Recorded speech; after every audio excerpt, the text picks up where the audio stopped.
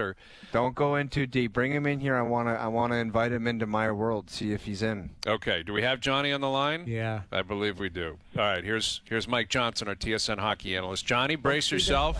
Brace yourself. Okay. Darth Vader wants to say something to you. Go ahead, Johnny, Darth. I've got a potential topic, and I want to see if you'll jump on board with a little secret society group that I'm creating, and it's called the Run It Back Group. Is there anything that I can tell you to make you join Team Run It Back, or are you completely done? Well, it's not much of a secret society if we're asking about, but other than that, I could, yes, of course you could. It's not even a hard sell. It's depending on the contractual situations that you're going to offer up due to this membership of this very exclusive group. I just have to, I got to say, I was joking, and you make me sick that you're on board with this. I don't think you are joking. I don't think you are. I know Johnny's Okay. not. Oh, tell me this. Well, Johnny, let me first tell you where this originated from. I just get the sense in this market where it takes about this amount of time, which is approximately 10 days, for the Run It Back group to come alive. It's like a Michael Jackson Thriller video. They come out of the ground and they're like, it's okay, there's nothing. Like, it's crazy how they want to get rid of everybody, and then 10 days later it's like, let's just run it back. Temperature drops, move on to other things, sort of become disinterested, maybe have a little perspective. But if you were to tell me, okay, let's say John Tavares, I'm going to come back for 2 years at $4 million. Okay, so he's no longer core 4, he's just your third line center. And if Mitch Marner says, okay, I'll do 7 years and 10-5. Yeah, but Johnny, let me just interrupt with the Tavares. He's not taking less than. Hang on a second here. This has gone on. This is stupid. This is the oranges chat. You're the one who came up with the secret society. I thought we were making deals. Well, I know, true. but like, when it comes to Tavares, like, people are attaching the dollar value to him, where it's just you have to do it at that number. But come playoff time, he's still got to go out on the ice and perform. Like that. What happens if he gets matched up against Lundell next year? He'll just get chewed up alive at 35 years old. Like, well, he won't have to, because Lundell's going to be a second line center because Sam Bennett's going to leave, and he's going to get whoever that third line center is, and he can handle whoever, some random, minimum guy. But can he? We all think that. Well, he can with the money you're going to spend on the rest of the roster, because you're going to save $7 million a year on him. But what if the team you're playing against, that third line center, is a bastard to play against? Well, then, it's not, okay. Well, the point is, how are you going to? What's the alternative? You let him walk. Totally understand. I'm just. You let him walk. So now you're going to fill your second and third line center job for approximately $12 million. How is that going to happen?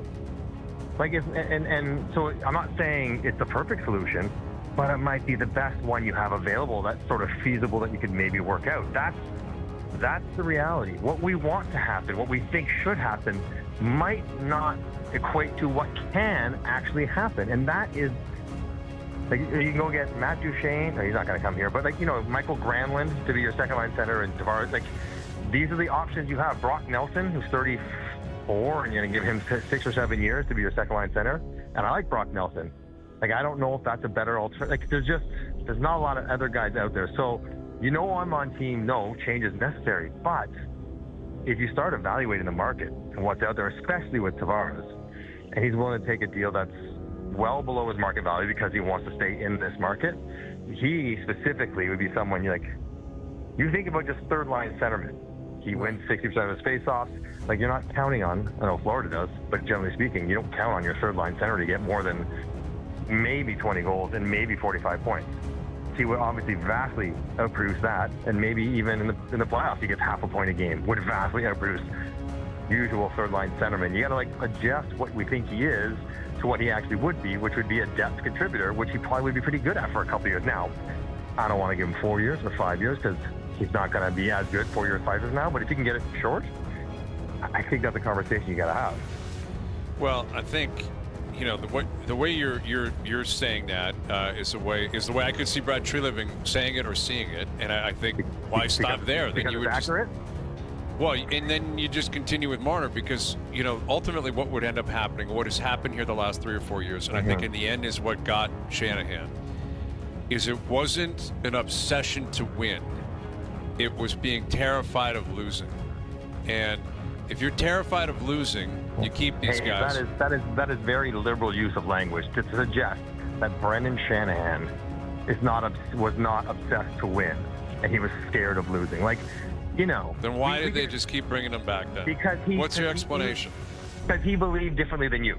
That's why, flat out. Now he was wrong, but and that's fair to say. He was wrong to believe that this core with this group at this time would be good enough to do it. He was wrong. But to suggest he did it because he was, he's like happy to be a 100-point team and not worried about getting to the third round.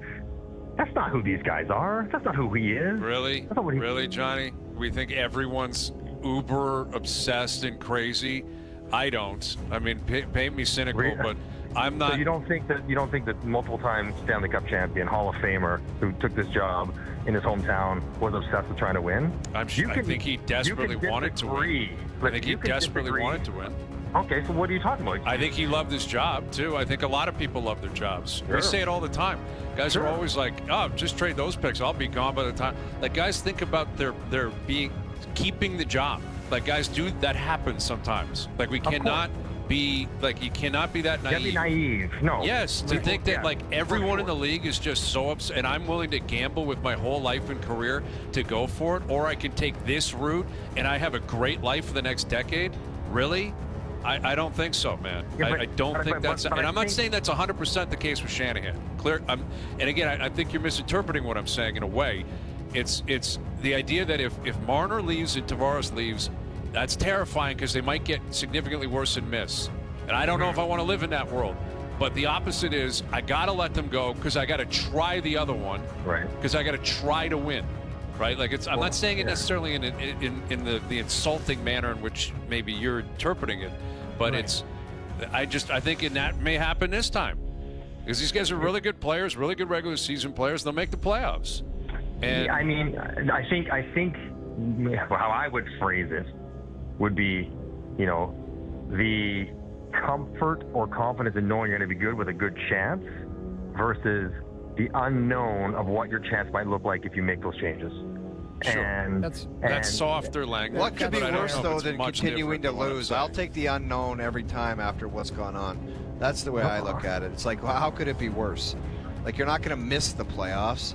Is that the nuclear option? Yes, but I don't know. I'll try something different as opposed to. But I think like as they continue to tinker over the last several years, and maybe where this summer is different is that one, the contracts they were under, so they to move off these guys was harder because they had no trade protections or whatever it might be. They didn't have the ease of movement that they have this summer, and they also maybe believed that the rest of the roster was more flawed than just these guys, and they thought they could somehow, with this group of high-paid players, they could fill out the rest, and they did. They did fill out the rest, but in the end, it wasn't enough, which is why I think it would be different this year, which is why I think Mitch Marner will very likely not be back here, and I think they might be okay with the fact he forced his hand. Now